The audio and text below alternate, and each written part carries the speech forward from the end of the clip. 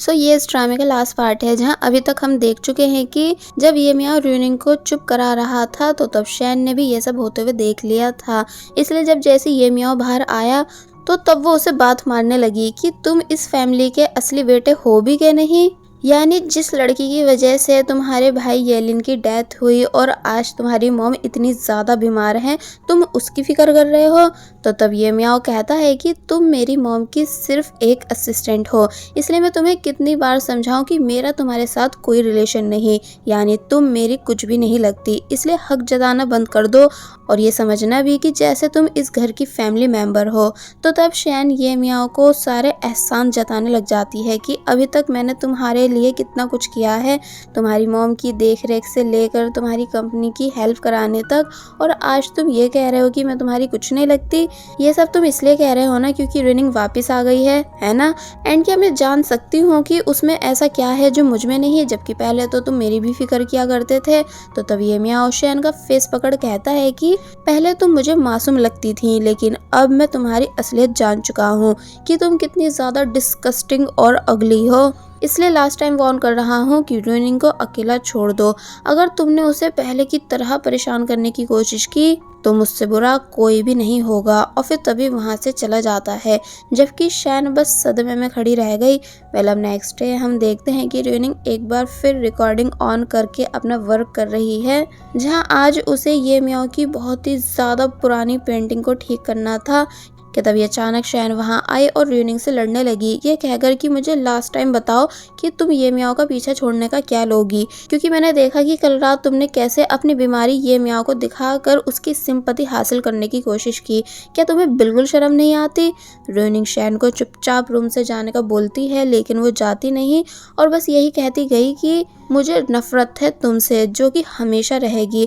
साथ ही मुझे तुम्हारी मॉम के जाने का भी कोई दुख नहीं, क्योंकि उन्होंने हमेशा मुझे ऐसे ट्रीट किया जैसे मैं कोई कचरे का ढेर हूँ, यानी जो भी कुछ तुम्हें पसंद नहीं होता था, कपड़े, खाना, टॉयज, बैग्स, वो सब मुझे दे दिया करती थी। तो ये सुन र्यूनिंग हैरान हुई कि शैन के दिल में मेरे पेरेंट्स की मौत का दुख तो दूर, ये तो उनकी रिस्पेक्ट तक नहीं करती। और फिर अब यहाँ शैन ने सबसे बड़ा राज बताया कि तुम्हारी मॉम की डेथ कोई एक्सीडेंट नहीं, बल्कि उन्हें धक्का दिया गया था, जो कि और किसी ने नहीं बल्कि ये मियाँ की मदर ने दिया था। तो ये सुन र्यूनिंग के होश उड़ गए और अब यहाँ से स्टोरी पास्ट में आई कि जब मिसरिन शैन के साथ होटल रूम में थी, तभी अचानक अपने हस्बैंड की आवाज़ें सुनती हैं, जो कि मिस मिंग से कह रहे थे कि तुम वापस से मेरी लाइफ में आ जाओ, क्योंकि मैं तुम्हें आज भी भुला नहीं पाया हूँ। बट मिस मिंग साफ मना कर रही थी, ये बताकर कि नहीं, अब ऐसा होना पॉसिबल नहीं। मैं तुम्हें कितनी बार समझाऊं, क्योंकि अब मेरी भी खुद की एक फैमिली है, इसलिए तुमसे भीख मांग रही हूँ, प्लीज़ मुझे परेशान करना बंद कर दो।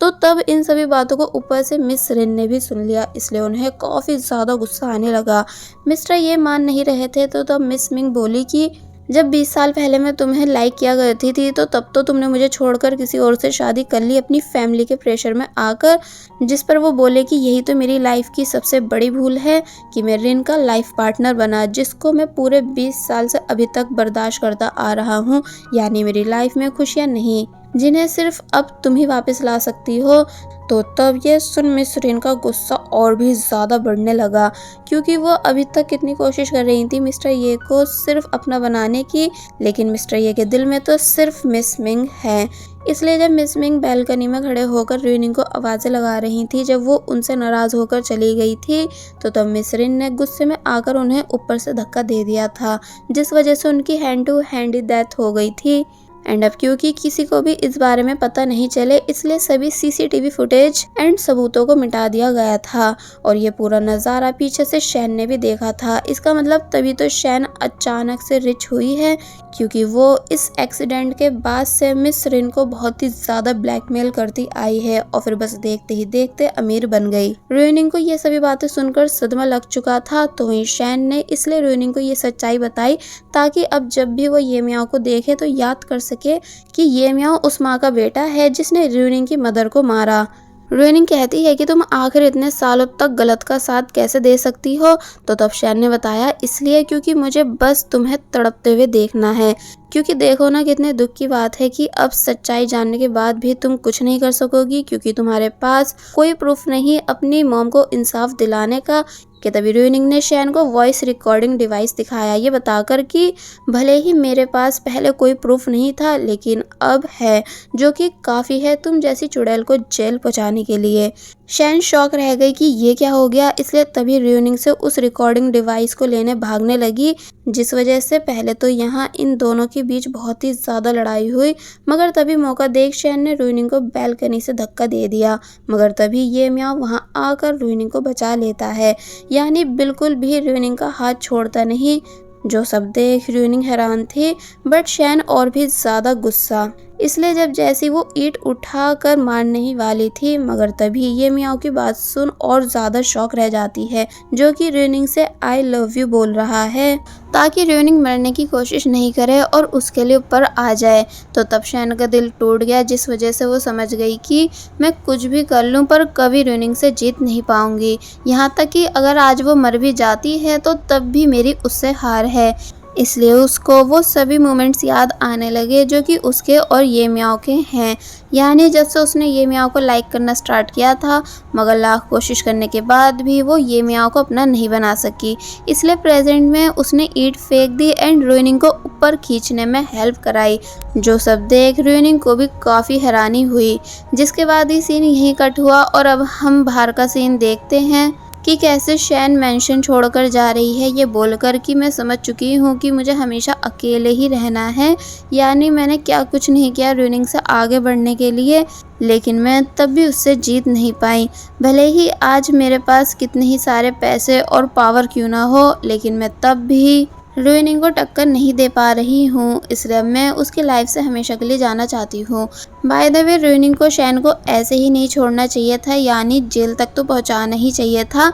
बट आई थिंक रूनिंग ने ऐसा इसलिए नहीं किया होगा क्योंकि अगर वो पुलिस को सच्चाई बताएगी तो तब मिस रिन भी जेल जाएंगी, जो कि ऑलरेडी सज़ा भुगत रही हैं पागल होकर। क्या पता ये म्याओ और येलिन का सोचकर उसने मिस रिन को छोड़ दिया हो और इसी वजह से शैन भी बच गई, लेकिन मिस रिन आज भी रूनिंग से नफरत करती हैं, इसलिए रूनिंग को देख उसे उल्टा सीधा बोलने लगी कि मुझे तुमसे नफरत है। रूनिंग कहती है कि हाँ मुझे पता है कि आप मुझसे नफरत करती हो, तो कि तभी वो रूनिंग से अपने बेटे येलिन के लास्ट वर्ड्स पूछने लगी कि क्या तुम प्लीज़ मुझे उसकी आखिरी बात बता सकती हो जो उसने तुमसे बोली थी।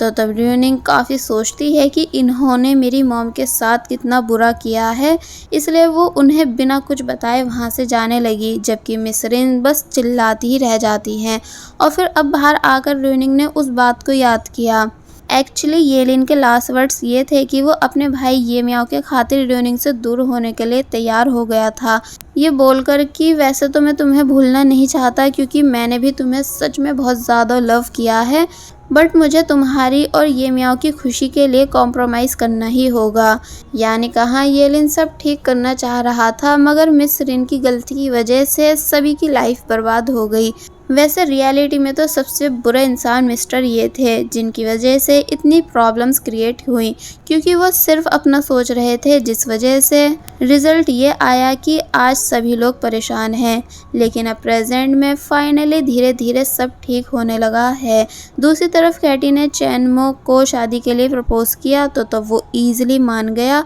यानी यहाँ इन दोनों की भी हैप्पी एंडिंग हुई। तो वहीं रूनिंग जब कॉलेज में थी तो उसे अपने पुराने दिन याद आने लगे कि वो और ये म्याओ यहाँ कितना ज़्यादा एंजॉय करते थे, यानी ऑलवेज एक दूसरे को परेशान करते रहते थे, लड़ते रहते थे, मगर तब भी खुश थे क्योंकि उन दोनों ने सच में एक दूसरे को दिल से चाहा है। इसलिए अपने सभी हैप्पी मोमेंट्स याद करने के बाद रूनिंग फाइनली प्रेजेंट में बोली कि आई रियली लव यू ये म्याओ। तो तब पीछे से ये बात सुन ये म्याओ काफ़ी ज़्यादा शॉक हुआ, यानी खुश होने लगा और समझ गया कि अब रूनिंग वापस से उसकी लाइफ में आने के लिए तैयार है, यानी अब वो धीरे धीरे ठीक हो रही है। और बस फिर इसी सीन के साथ ये ड्रामा यहीं पर एंड हो जाता है। सो आई होप आप सभी को इस ड्रामा की एक्सप्लेनेशन पसंद आई होगी, इसलिए प्लीज़ जाने से पहले वीडियो को लाइक और चैनल को सब्सक्राइब ज़रूर करें ताकि हम आगे भी आपके लिए ऐसे अच्छे ड्रामास लाते रहें। So keep supporting us and thank you so much. There was a time when you had me falling to the ground. sound.